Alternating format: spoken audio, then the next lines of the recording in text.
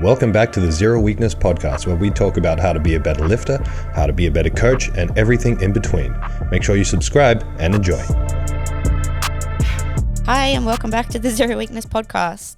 We are sponsored by Establishment Coffee, so if you want 25% off your order and free shipping, go to establishmentcoffee.com and use the code 025. How's this? We're just at the cafe. Bruno fucking forgot about that deal. That's right, they got an order for one that said, and they're like, zero. And Bruno's like, do we do this? And Carlo's like, yeah, mate, we fucking do. Carlo. Well, as long as they honoured it. Man. What's been happening, guys? What have you been up to, Tom, bro? It's the lost and founds today, the poor man's Chicago's. Ooh, do you reckon they're nicer than the Chicago ones? Nah, Nah? not with all this like fake cracking stuff. I like that, though. It looks cool, but nah. You know how people mock, like, fake vintage? Like, wouldn't you rather have, like, a nice pair with a vintage look? Right. Well, so I've got an original pair from 1996 at 12s, of Taxi 12s. And you don't want a vintage pair of shoes because I literally can't touch it. If I pick it up, it'll fall apart. Yeah, have they cracked already? They're cracked as hell. Like, Yeah, fuck. How do you stop that from happening to shoes? Can you? You gotta, well... you meant to wrap them up. Yeah. That's going to prolong it. But, I mean, at the end of the day, it's plastic, and plastic degrades over time. Like, you can't really stop it. Yeah. That's why you should wear your shoes. Yeah. You'll notice as well, like, old shoes. Have you got shoes that have yellowed that you haven't even worn? Yep. Yeah. So the midsoles will Or yellow over top. I've worn them, but they're not enough to look like as yellow as they are, you know? You know how they're making shoes, like... There's the yellowing. Yeah. It's kind of weird. It is weird. It's cool. But you just said that about the cracking. Yeah, but I know. It's I'm the just same thing. I'm contradicting myself. Anyway. What have you been up to, Tom, bro? What have I been up to? We have had a absolute nightmare getting the Wales gym, the location secured, but just overnight, I was up late going back and forth with lawyers, and just overnight we've finally fully secured our location. So that's a big weight off our shoulders. So getting ready for that. Otherwise, just gearing up for the Zero Pro. If you haven't entered, enter it. I'm sick of seeing people online being like, yeah, training for the Zero Pro and not having their entry form because like the entries are limited, and if we shut them down, that's it. You miss out. So enter the Zero Pro. Yes. Yes. What about you, CJ? What have you been up to? As much training's been really good. The first part of the block was kind of like, I don't know if this is going to work out so well, but coming to the end of the block has actually felt better. Everything's kind of actually coming together now, which is kind of the first time that's ever happened with me, like in terms of going through an injury and coming back to where I was before the injury in terms of like numbers, and seeing that like all the hard rehab and work and stuff actually pays off when really you just think you've just gone backwards because of the injury. So it's actually really cool to see it firsthand. I've obviously witnessed it, like people here and you guys, and seeing you guys come back stronger, but when you're going through, you're like, I don't know if this is going to come right for me. But yeah, no, it's been a really cool journey. Nice. That's really good to hear. Gage, what have you been up to? Not a lot. I'm in deload week at the moment, and it's come at the right time because I'm feeling pretty run down. But yeah, just finished my first block of reintroducing squats into my program again, and they were really good. Nice. Everything feels really good. Feels the best it's felt in ages. So I'm happy. Awesome. Yeah. Nice. What have I been up to? Yeah. Same old.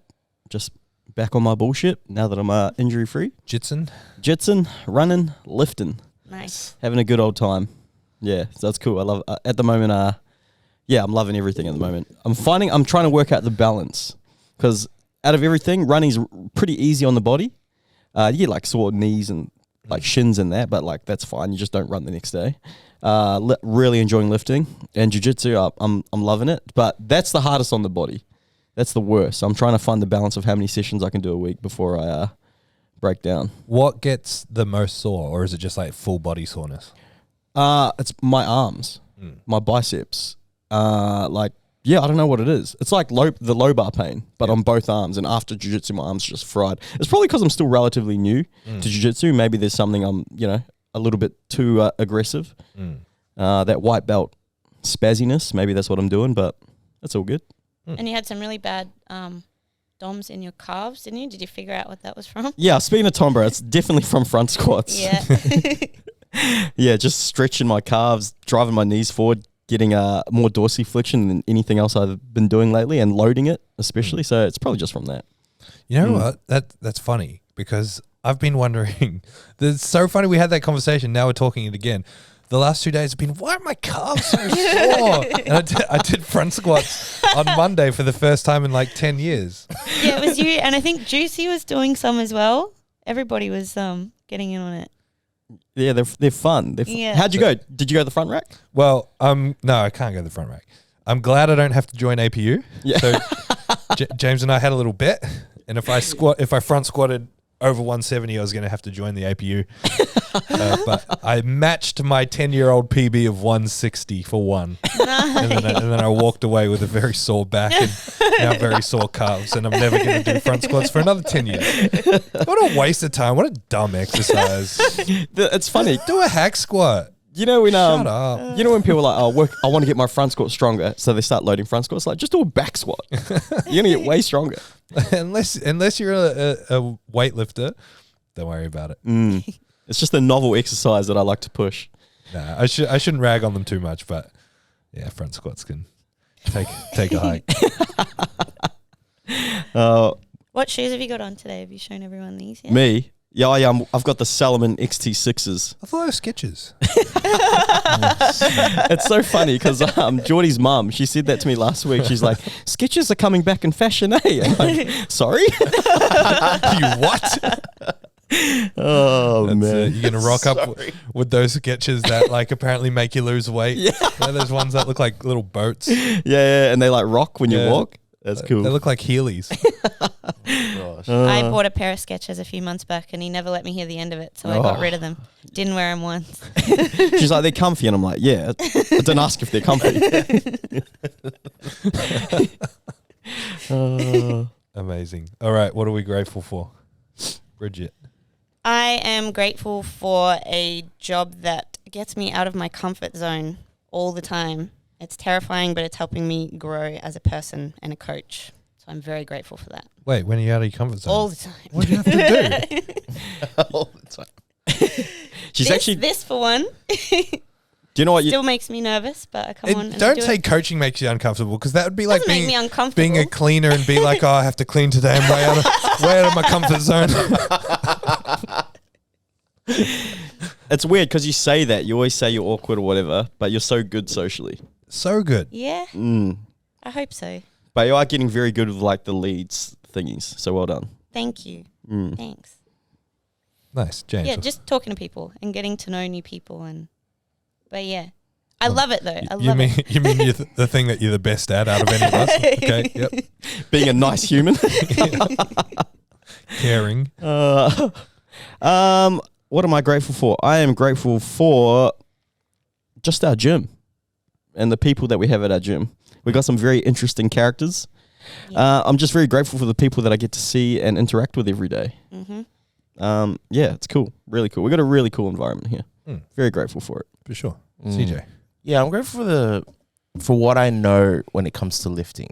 Like, I feel like we're still quite a niche in just gym. I don't know, gymming in general. And I guess like I'm still, out of all my mates that we all go to the gym, we all train, I'm still like the 1% that knows how to powerlift and knows how to lift with, I guess, a gold standard and has a proper structure to my training and all that. And just seeing the progression that I've made, I'm very grateful for it, because I kind of just fell into this. I didn't look for it. You know what I mean? So it's just, yeah, I'm very, from someone who hated lifting or going to the gym, just wanted to play sports, to now being such a, so into it. Yeah, it's really cool. I didn't know you hated lifting. No, like growing up as a kid, I never liked going to the gym or doing gym stuff, because I never understood it or had nothing. Like, I like sports. Yeah. I played cricket, I played footy, I boxed, I did all sorts of things, but just lifting for lifting didn't excite me. Yeah, But wow. powerlifting makes it a sport. Yep. And then it makes it competitive. It makes it like, okay, I'm attaining things. It's like, it's a game. Yeah. I think that's what I need. So yeah, so that I love it now. I absolutely love it. That's so cool. That's a good one. Nice. I am grateful for this podcast. I'm notoriously bad for not caring about putting content out. Like, I just don't care. I don't want to make Instagram posts. I don't really want to make YouTube videos or anything like that. And I always saw podcasts like Peak Speak before this, and now this podcast is just a way to sort of sit down and share some thoughts and ideas and, you know, chat with you guys and call it a job. And then, you know, getting people that actually listen to us and actually enjoy it and follow along, like having Jacob and Tuva jump on last week, and That was you know, a crack up. the various people who you don't expect to listen to the podcast. Like, please forgive me if I get your name wrong, but Brian over in the UK, Jordan's stepdad, I think it is. You know, he was their celebrant over at the wedding we went to in Spain, and he's like, yeah, I listen to you guys on the podcast every week. I'm like, this guy's not even into powerlifting. And he sits down and listens to us. Like, it's there's a guy that Meg and I go see for coffee, like at our local coffee shop up in Brisbane. His name's Nick. He listens to the podcast. Yeah. And I'm like, shout out to Nick. He makes the meanest coffee. That Bellissimo in Cooperoo, best coffee in Brisbane by far. Nice. But like people like that just like listen and appreciate the podcast. I don't know. I just love it. No, that's awesome. good. I love it too. I actually I got another grateful. I'm grateful for all my clients that I coach. I got a really cool team. You got a big team at the moment, Yeah. man. Yeah, I'm so grateful. I can't believe I'm in the position that I am. I can't believe people want to get coached by me. They're like, I want to get coached by that guy. I'm like, what? Why? Because you're great at what you But do. there's Lem accidentally added me to a group chat. Lim. Is that like the Henny's Heroes group chat or whatever? Yeah, and I was like, fuck, that's so cool. Like, I just think it's cool how, like, not me personally, but like there's just this like sub community like in Zero that all gets coached by me, and they've all like connected, and they're all so different, and it's just so funny. It's so cool. It's great until you get to my age and you're 10 years on in your coaching journey and you realize that people connect on hating you. Like, fuck this guy, give me more fucking tempo squats. It's so funny because someone, I can't remember who it was, but someone posted like a screenshot of their group chat on their story, and it was something funny. And then I looked at all the people and I'm like, wait, they're everyone that I fucking coach. It was like seen by Caro, Jasmine, Alessandra. I was like, hey, wait, what? Hold the phone. So yeah, I'm very grateful for that. Oh, That's so good. I'll kick off the quotes. So this one is from a man, Carlo from Establishment. He always hits me with a quote. Shout out Carlo. He's lost 20 kilos since training here. Yeah. Really? I haven't seen him for a little while. It 20 looks kilos. great. Far Looks out. great. That's awesome. He was what 100. He was 100 Sure. kilos, and now he's sub 80. So 20. Yeah, 79 something.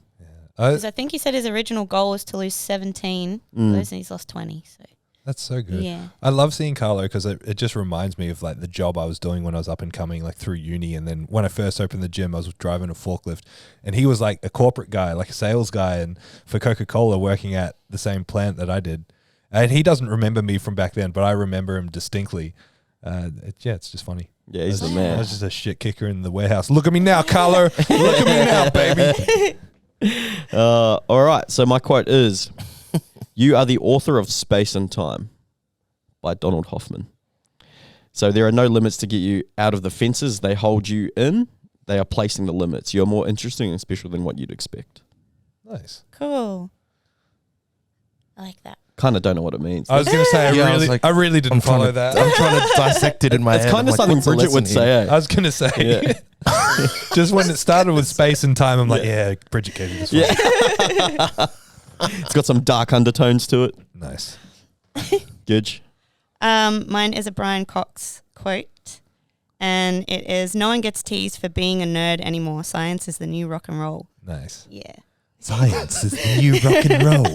What the hell? He's saying it with a big smile on his face as well. That is the nerdiest thing I've ever heard. Shut up. You're into it now. Yeah, I am. I am. You can't be a jock forever. Forever. No one cares about sports anymore. CJ, what do you got? Life is about making mistakes. Death is about wishing you made more. Oh, that's cool. Nice. Yeah. That's awesome. It's a bit dark. Another quote by Bridget. That was a good one. All right. We know you think it was a good one.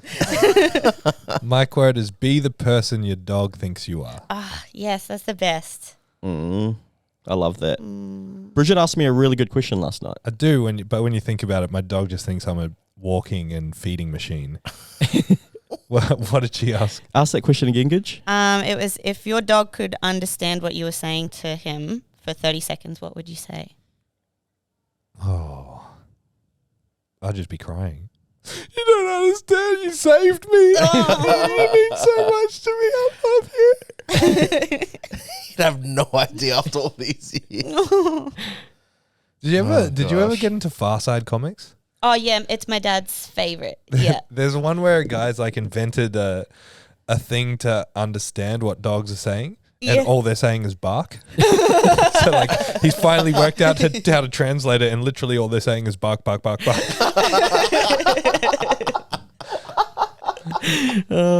So good. I have every Far Side comic ever written. That's so good. How much? What did you pay for that? Where did you find that? It's like a collection. Yeah, I right? would have 'Cause bought I it want to when- buy it for my dad. Yeah, it's in like it's these 2 giant volumes, and I don't know. I bought it when I was like 18 or 19. Wow. Because that guy's retired now, hasn't Yeah. he? Yeah. I'd be surprised if he's still alive. Yeah, I was just thinking that. My dad's favorite one is there's this penguin and he's surrounded by ice and he's laying on the ground because he slipped over on a banana peel. It's so good. It's the best. Oh my gosh. They're the best comics. Yeah. Have you guys watched anything interesting lately? Any books? I watched Oppenheimer. Oh, and? Gonna go see it this weekend. It's so good. What is it, I'm a s- horror? No. No. It's about a guy named J. Robert Oppenheimer. It's a he's true the guy. story, He's a right? true story. He's Yeah. the guy that invented the atomic bomb. Oh. Yeah, so it's Let's a go see it. story. Yeah, it's unreal, and it's, as a fan of Christopher Nolan, this movie is like an accumulation of all his work. I've watched all his movies, and watching this one is like I see bits from The Prestige in there, Interstellar, Inception, like how he's written it, how he's paced the film, how he shot it. You The said he's your favorite director, right? Yeah. Yeah. Yeah, the whole thing was shot in IMAX, so it looks like, if you go to a theater with a big screen, it honestly looked like the screen's not there. Like it's just so, yeah, it's awesome. Haven't Nice. watched Barbie, but I watched Oppenheimer. What's the uproar with Barbie? Why is there so many things on the internet about it? Why is everyone blown up about it? Apparently, I thought it was just going to be like a really silly comedy, but apparently it's all very like women's empowerment and. So that's why people are mad. No, well, but people are that's mad, what- but people also love it. So you Oh. That's what Both Barbie ends, served. Like it's a big part of coming out in that era where women were treated like nothing. Yeah, I haven't seen it, yeah. but yeah, I haven't seen it there's- either. Apparently, It's there's quite a bit of wokeism in it, but I Yeah. mean that's just what you get with Yeah, today's so day it's- and age. Getting a lot of love hate. So it's both sides. Yeah, Okay. yeah. Right. But it's just like this massive dual publicity because the what are they called? Like DreamWorks and Like production yeah, companies. Disney. the Oh, production yes. companies like it because Christopher Nolan had broken away from the same one as Barbie, so they released it on the same date. I don't know. Ask Meg; she's told the story 1,000 times Yeah. in front of me, and I keep forgetting what it is. But that's why they both got like this massive dual publicity and released Yeah, at the same I was time. wondering why. Yeah. But Barbie's kicking its ass, isn't it? Oh, I've Yeah. never seen. I went to the cinema on the weekend, and I've never seen it so busy. There was just people everywhere, and they're all dressed in pink. And So wait, Yeah. is it a cartoon or? no, it's a Barbie live is a live thing. action. It's Yeah. Margot Oh, Robbie man. and Margot Robbie's Barbie and Ryan Gosling Ryan is Ken. Gosling. Apparently, Yeah. it's really good. Mm. Have you seen the Lego movie? Yep. You know how like the Lego movie is people playing with Lego, but it's kind of like what they're doing is influencing the outside world and vice versa. I think it's a bit like that. Oh, cool. So it's not like a kids movie. No. No. Oh, yeah. I want to go see that then. Maybe. I don't know. Yeah, I'll go see it. I'll see both of them. Yeah. Sweet. Do a marathon. Yeah. What's the longest movie marathon you've ever done? Lord of the Rings. You've done all 3 back to back? Yeah. That's commitment. Bro, I can barely sit in front of a television for an hour. So I think I've watched one movie and that's it. CJ? Might be the Fast and Furious. What? All 10? No. Like this is back when there was like 4 or 5 out, Yeah, not 10. wow. Not 10. I don't even know if I've ever done it. I'm like you. Like I remember when kids used to go on, I think on the school holidays or maybe like once a year they'd do a movie marathon at the cinemas. It's like my worst nightmare. Yeah. One movie I'll be 100% fixated on, but it'll literally drain my attention stores for like a month. For a month. Not really, but you know what I mean. Because I don't even really remember like watching movies as a kid. Like I watched, like cartoons and. Oh no, I was out on the streets, bro. I was playing rugby, bro. No, legit. Playing sports, bro. Me and my brother were just outside all the time. We only just got a TV last year, bro. So sad. Such a jock. It's funny. Me and Bridget were talking about this the other day. I was like, I do have very meathead tendencies. Yeah, we're trying to work out which sort of demographic he fits into. There's lots of different bits. Complex. Yeah. Multifactorial. What have you? All right. What do you got? Oh wait. Well, what was the question? What were we watching? What were we CJ? watching? Yeah. Well, I started watching Black Mirror. Yeah, so good. Apparently from season 6. Yeah, I didn't realize. I thought it was the first episode of the first season. Bridget hadn't seen any of them, so that's your homework. So that's going to be my new thing. Wait, so have you guys both seen most of them? All of them? Most of them. What are the highlight episodes for you guys? White Christmas. Oh. White Christmas is by far my favorite episode. Yeah. I can't answer that.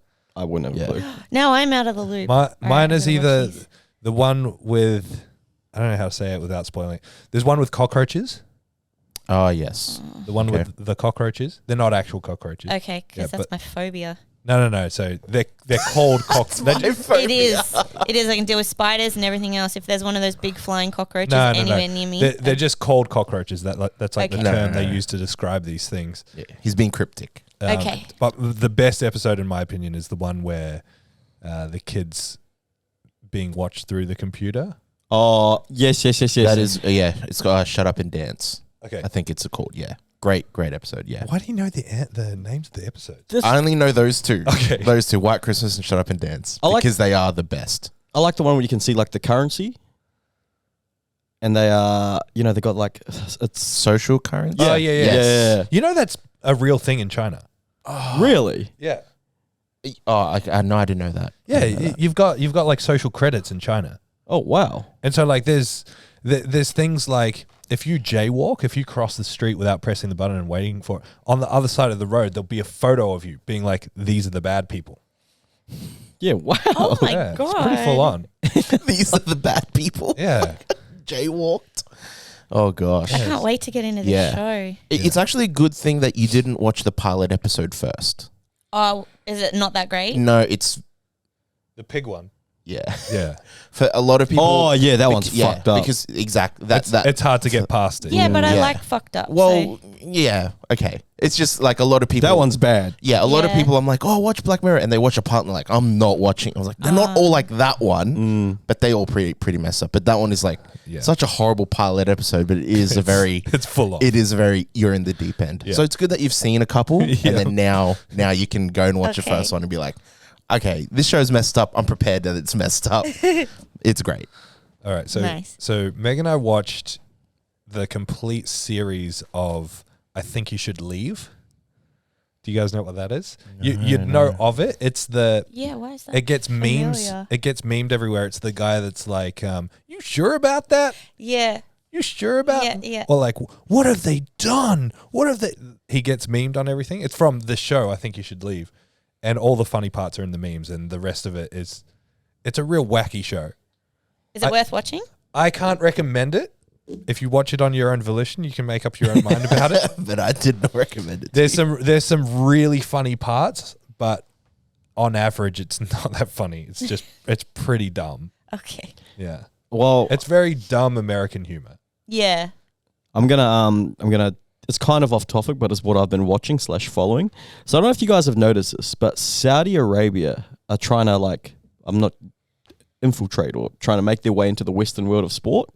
So the golf thing, how they merged with the PGA and they're throwing hundreds of millions of dollars of people to sign with them. They went hard with the UFC, back in COVID. Yeah, and now they're going super hard with soccer, with football. So they just offered who was it? Mbappe.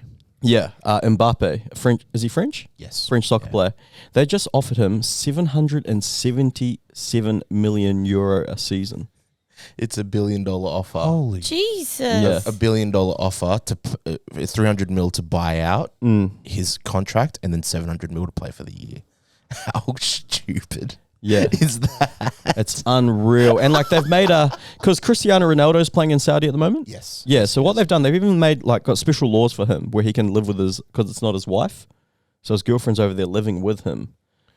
Even though they're not married and things like that. So Saudi are trying to, I read somewhere that they're trying to like soften up their image and trying to do what they did with Dubai, basically. Yeah. In the Emirates. Yeah, so that's what they're trying to do. And so they're just trying to create these, because, they got all that money and they're just trying to make a name for themselves, which is crazy.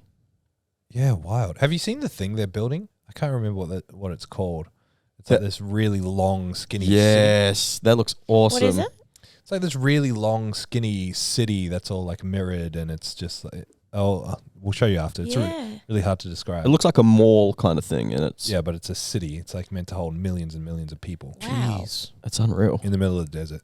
But how sports work over there is pretty crazy. So I was trying to weasel my way in with powerlifting stuff when I was over there in Dubai and sort of get the feel of why they run things the way they run things and where IPF sits and how other federations can sit.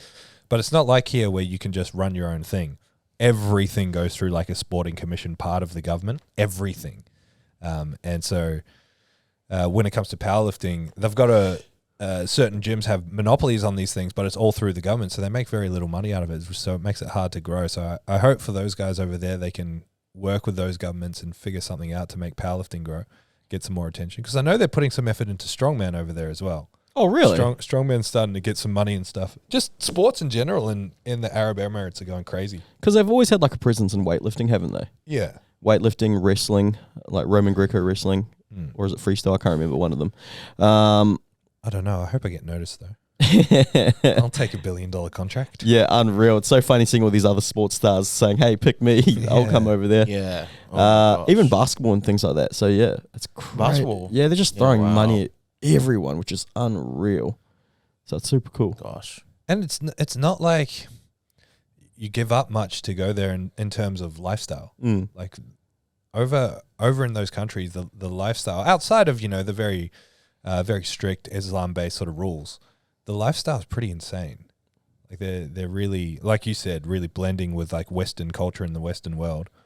You can see what the draw card is for a lot of people. Because I got cousins that work in like Saudi Arabia, Dubai, and things like that, and like they left their like corporate jobs in the Philippines to go work as like butlers and waiters and things like that, and sending money back to the Philippines, which is crazy. All right, a few topic ideas for today. The first thing I want to talk about is the benefits of online coaching. This podcast is produced by Bridget, so thank you, Gidge, for doing all this. It's becoming more and more common in a society where everything is online, but some clients are still resisting to this form of coaching. Why is this, and how can we as coaches change their mindset? Tom Bray, you want to kick us off? Sure, I'd love to. I think I did a solo episode on online coaching as well, so you can go back and watch that if you're really keen. You just want to listen to me ramble for 10 minutes. But like the first place you have to start is thinking about like the statement that will come from people like that, or even coaches, which is like online coaching is not for everyone. And I mean, there is some truth to that, but I think that where it comes from is online coaching is not for every coach, as in not everyone knows how to actually take what you do in real life and put it into the online method. And a lot of issues from online coaching literally come from a lack of communication. It's just the communication needs are slightly different when you're dealing online than when you're dealing in person. In the sense especially of in person, especially in the scenario where you coach someone at the same gym, as in maybe you do a session with them only once a week, but you see them a few times a week. You can see them doing an exercise and quickly be like, hey, no, I want you to do it like this.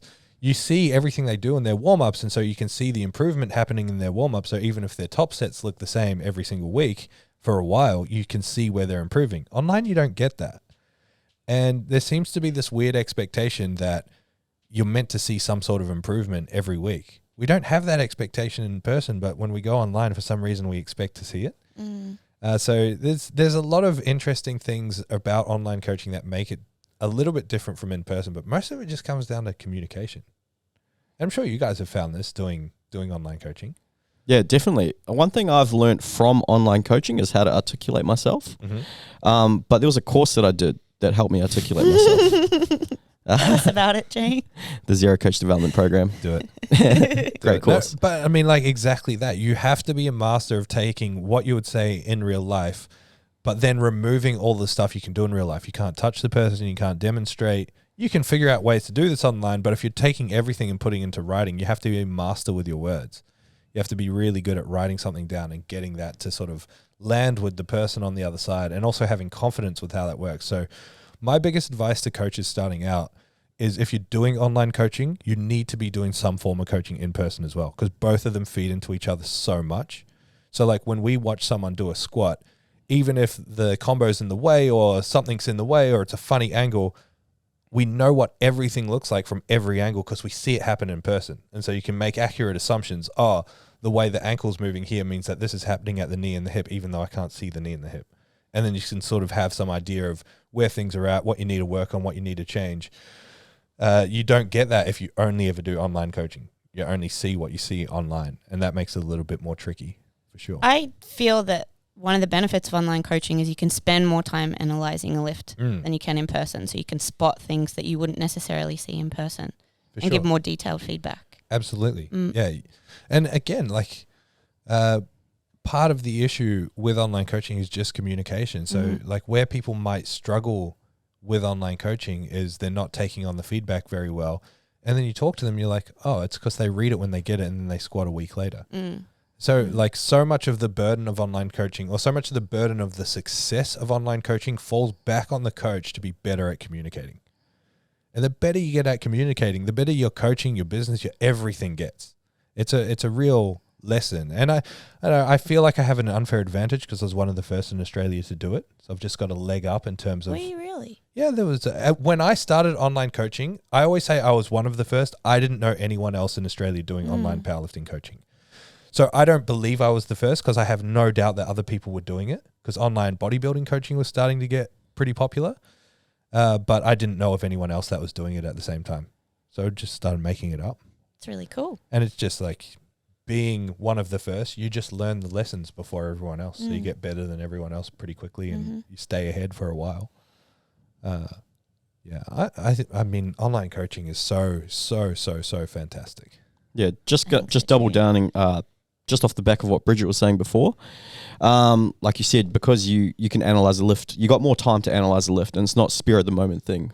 When the lift is right in front of you, they're expecting an answer straight away. If they've sent through a video, they're waiting for your feedback. And like you said, you got more time to articulate yourself, because with how we all coach squat, bench, and deadlift, like there's a lot of nuances to how we approach things. We've got systems that we all follow. So essentially, like, I pretty much say the same thing every single week to my lifters. Yeah, we all use the same language. And that's not a bad thing. But like you said before, Tom, bro, it's how you're getting that message across, how it's connecting with the lifter.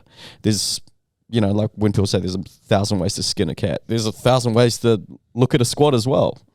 That's a really important point, though. So, like, Bridget, when you do a session, say, with Heather, if you strip away all the small talk, if you strip away all the, come on, you got it, 3 more, good going, girl, well done, hun, whatever you say, how much actual coaching do you do week to week? Like, how much do you say, okay, here's what you need to do. You need to twist your quads away from each other, hold that all. How much of that actually happens in a session? Probably like 10 seconds before each set. Okay, you know? so yeah. Little bit. Yeah. So imagine taking that and just writing it down every single week. Would it be different every week? Not really. No, It'd be because you pretty want to much the keep the same. same language, because then it'd get confusing for the client, I think, if you're changing up what you're saying all the time. Exactly. And you're working on the same thing. Like, the same breakdown is going to exist for the next 4, 6, 8, 10, 12 weeks, whatever it is. So this is the really hard part of online coaching that a lot of people find difficult to swallow, is that when you just snapshot the feedback on the lifting week after week after week, it looks very much the same. And so you need to be good at communicating as an online coach what you actually mean, in terms of, when I say the same thing to you every week, it doesn't mean that you suck at this. It means it's the thing that we're working on. If I say the same thing every week, it doesn't mean you're not getting it. It actually means you're getting it, and you just need to continue to work on it. If you weren't getting it, I would have to change what I was saying.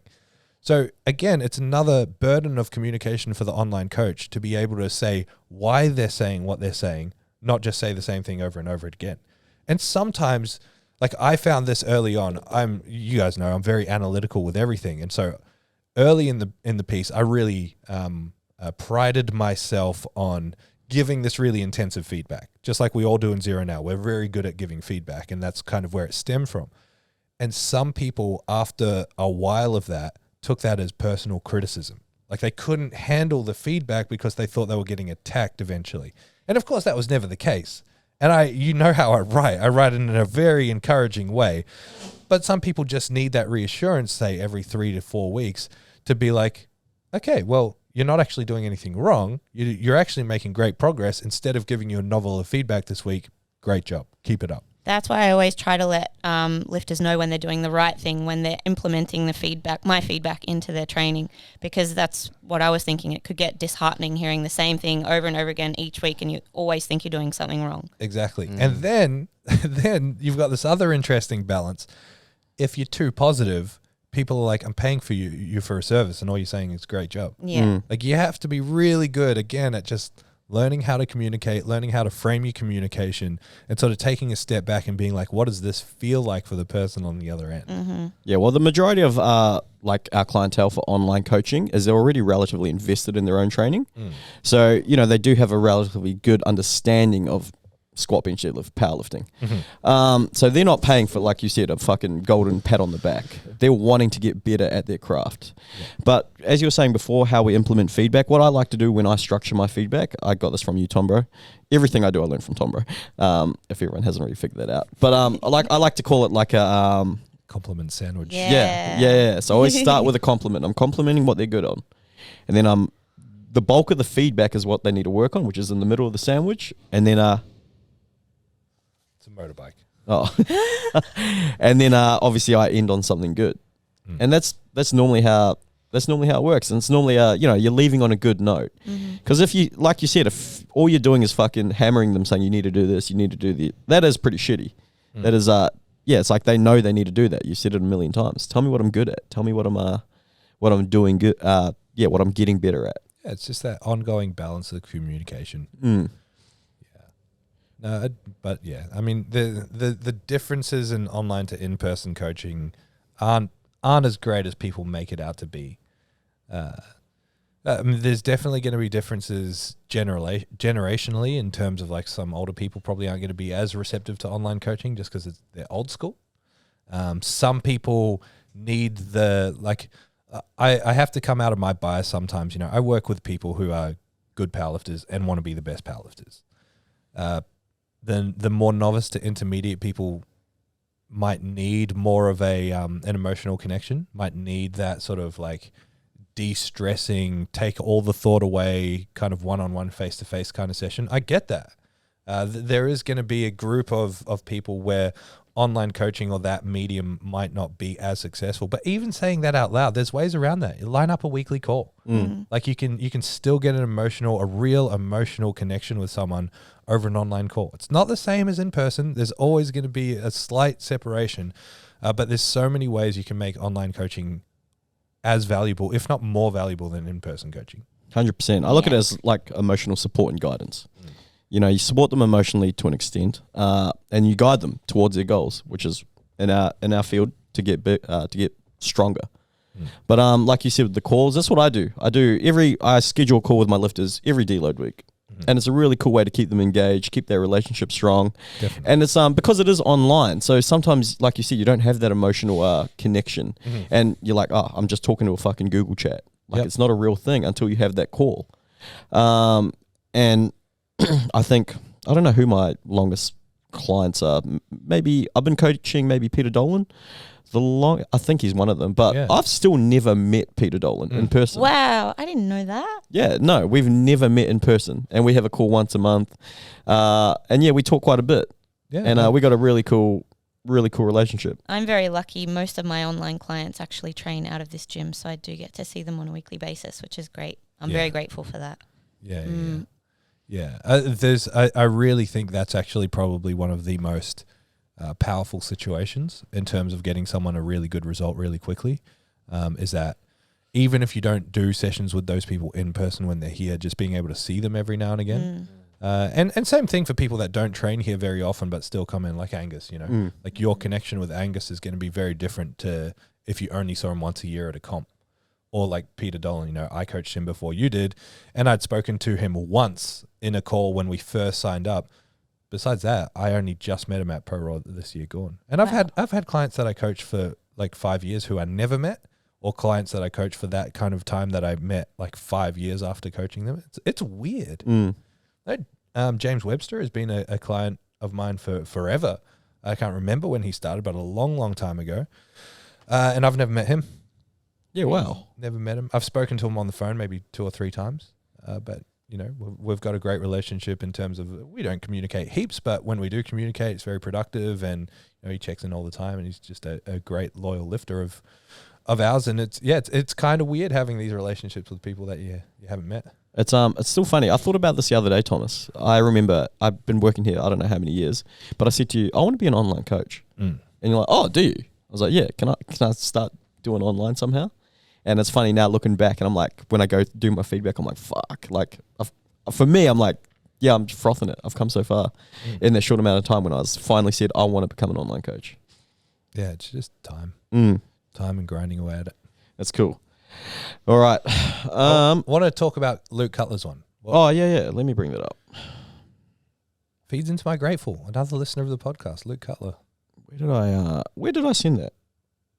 Shout out, Luke. You just started on the coach development program. Nice. We banter a lot in my inbox about how Sydney sucks, even though we love Sydney. Luke Cutler, bend the bar. All right.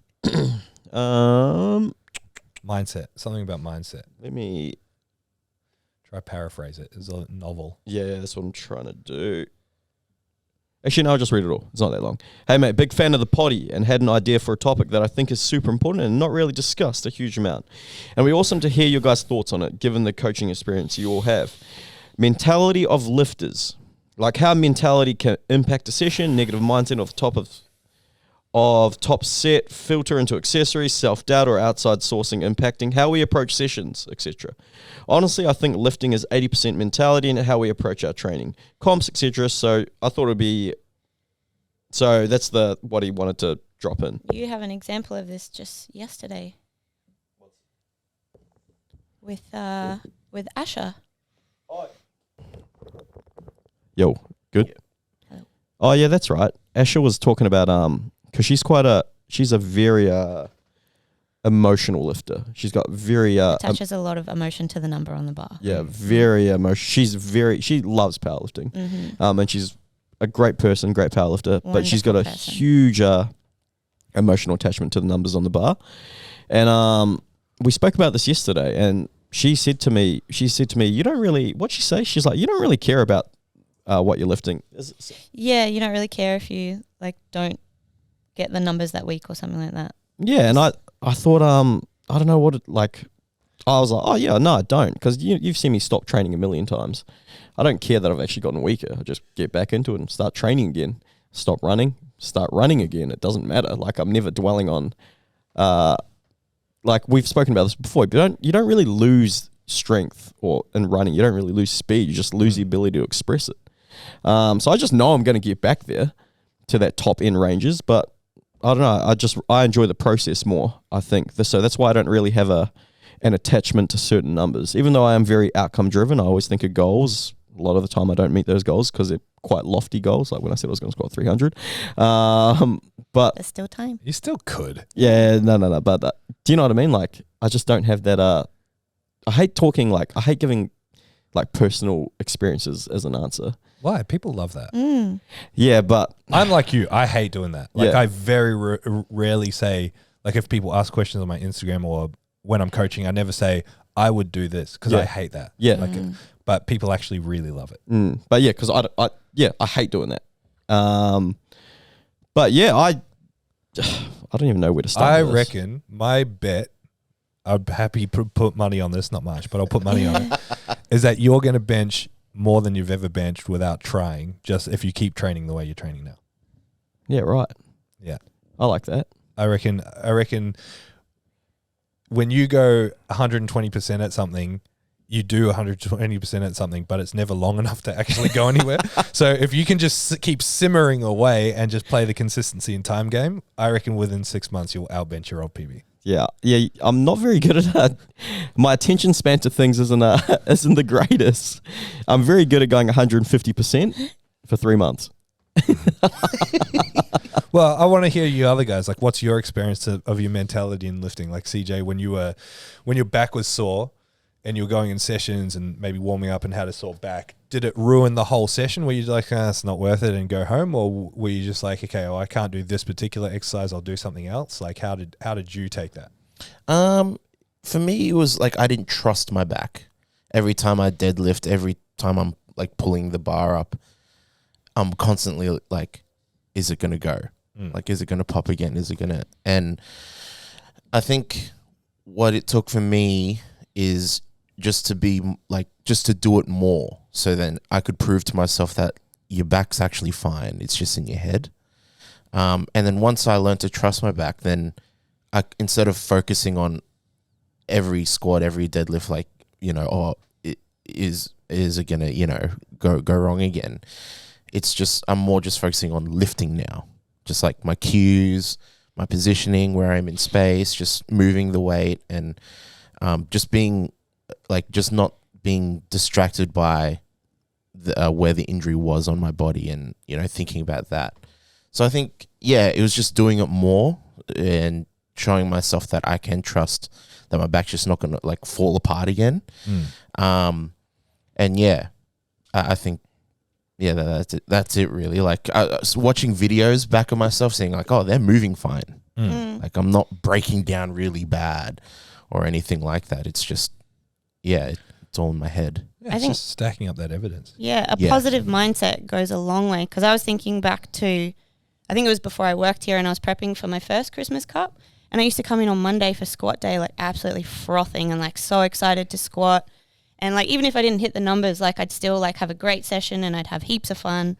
And that's literally what it was. It was fun. But then come deadlift day, driving here, I'd be in my head about it. And I'm like, oh, this is going to be so shit. Oh, I'm not going to be able to get it. And I'd have like the worst session. And then as soon as I changed that mindset around deadlifts and just tried a bit harder, the weight moved. So yeah, it's definitely a confidence thing. Because I think that's one thing that I'll talk from my own experience. But one thing that I'm a little bit overconfident in my ability at times. So I love fucking shooting for the stars in anything I do. I'm like, all right, got to fucking, got to go balls to the wall. Got to go as hard as I can. But yeah, like yesterday, I'll just give another example with Asher. So she went to the bathroom. It was her last warm up. We're going to do one more warm up. And I was like, you know what? I'm just going to load the bar with her top set.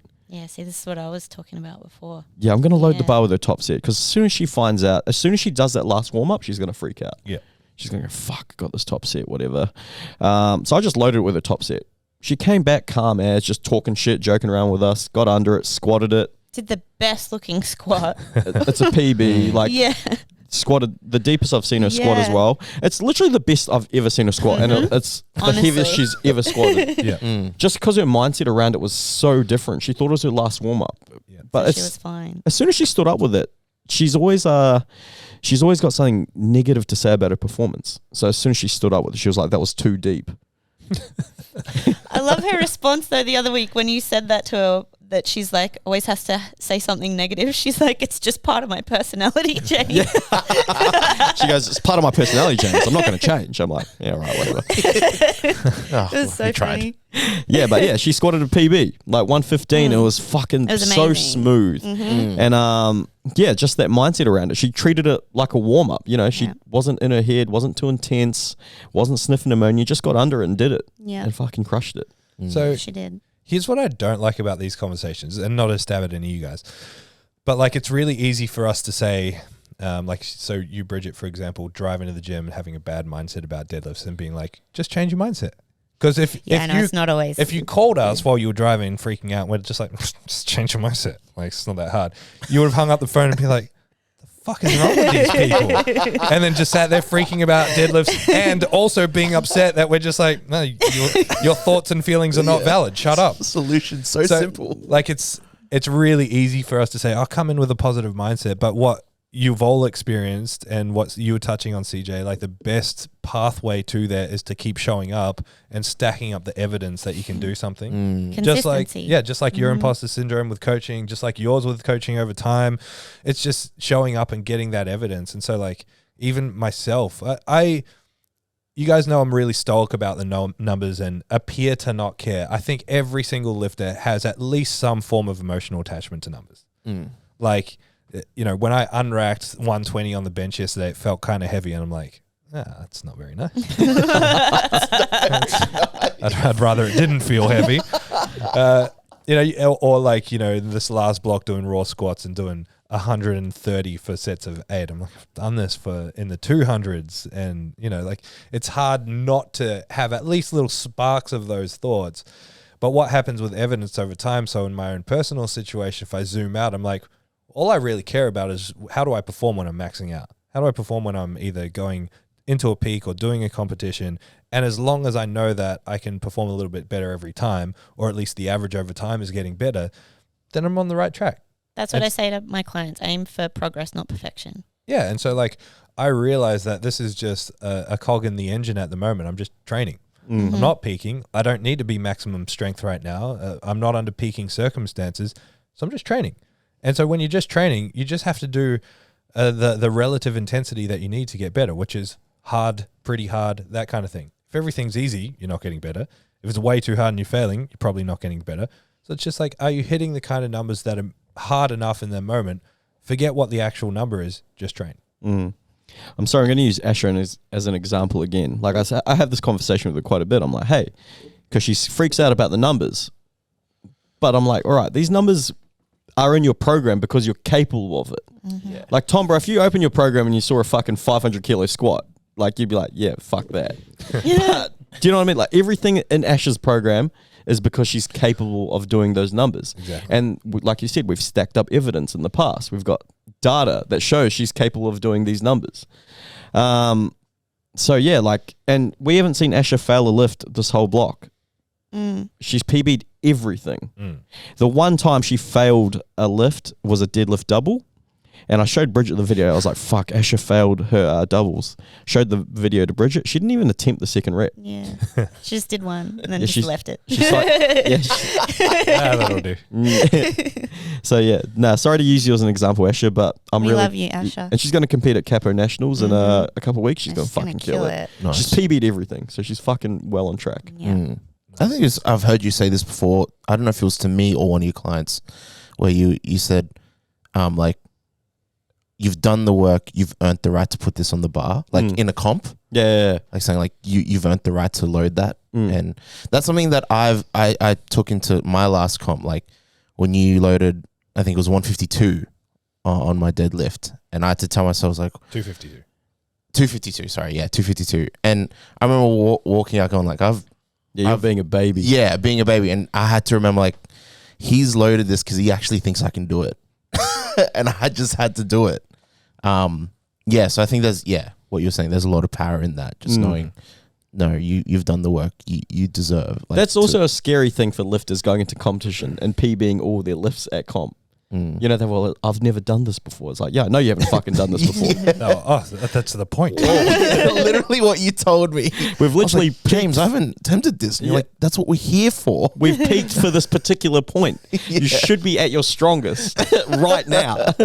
Yeah, so true. You'd be surprised how many people think that like a real peak is hitting what you hit in training at the comp. Which is just ridiculous. What's the point? Why do the comp? Like, what have I got next? Strength training is. Oh, actually, no. This was a good one. Gidge. we've only got a couple of minutes. Ah, sweet. You know what? These are really good. Gidge, you've set us up for a few good podcasts, so I'll leave them. I'm going to get into the Would You Rathers. No, we already did these. Oh, remember? fuck. My bad. Has anyone got one off the top of their head? No, I heard one the other day. Oh, That's helpful. yeah, not helpful at Actually, we might be getting a few guests on the podcast in the next couple of weeks. If you guys have any guest recommendations, can you send them through? And if you can help us get those guests on the podcast, that'll be even better. You know what? And if you don't be shy. If you want to come on the podcast, you can ask. The worst that you're going to say is no. Yeah. Daryl. The worst is that we can say no, and then we'll all laugh at you and film it and put it on social media. And can't believe this guy wanted to be on the podcast. Yeah, you know what? Don't ask. Don't call us. We'll call you. Yeah. Protect your feelings. Oh gosh. I'm trying to think of Would you rather? no of people who have asked in on the Peak Speak, because we've had a lot of people ask that we've put down gently or just kind of dodged.